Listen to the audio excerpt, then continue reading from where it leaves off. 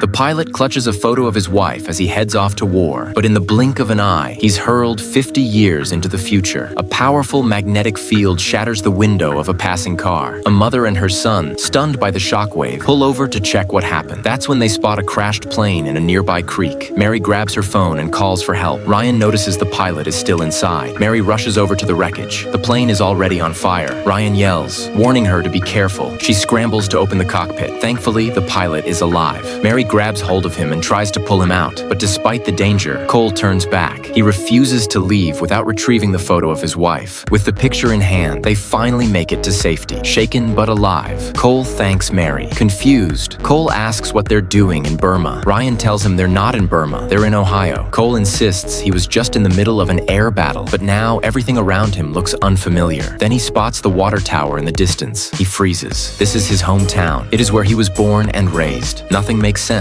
One minute he was fighting a war, and the next, he's here. None of them notice the strange crack in the sky above. Soon after, officers arrive at the hospital to question everyone. Mary explains they were just passing through, but the authorities can't find any record of Cole. Not even the plane's registration exists. They suspect he might be a spy. They prepare to take him into custody, but Ryan believes Cole's story. He sneaks into the hospital room, pretending he is just thirsty. Cole lies unconscious. Ryan notices the nameplate on his uniform. It shows his name and military ID number. Just then, Cole wakes up and grabs Ryan's hand. He tells Ryan he was fighting in World War II and has no idea how he got here. In his mind, it is still Christmas Eve, 1941. He says he needs to leave the hospital and find his wife, but Ryan tells him it is September 1991. Cole realizes he has traveled 50 years into the future, and now the police are investigating him. They're going to throw him in jail. Overwhelmed, Cole opens up to Ryan, knowing he is the only one who will listen. He gives Ryan a small box of chocolates, a gift from his wife meant to protect him. Ryan is touched. Cole asks Ryan for one favor, but before he can explain, the officers show up. Cole blocks the door and tells Ryan to find Sergeant Simmons at the police station. He can confirm who Cole really is. The officers and a doctor eventually burst in and sedate him. Ryan leaves with his mom. On the way home, he opens the box of chocolates. It is a brand that has not been made in over 30 years. That is when he is sure Cole really did come from the past, but Mary still thinks the whole thing is insane. Ryan begs her to go back and help him. Mary finally agrees. They head to the police station together to ask about Sergeant Simmons, but the officers say there is no one by that name. Ryan is crushed until he glances at a photo on the wall. It is a picture of officers from decades ago, and standing among them is Cole.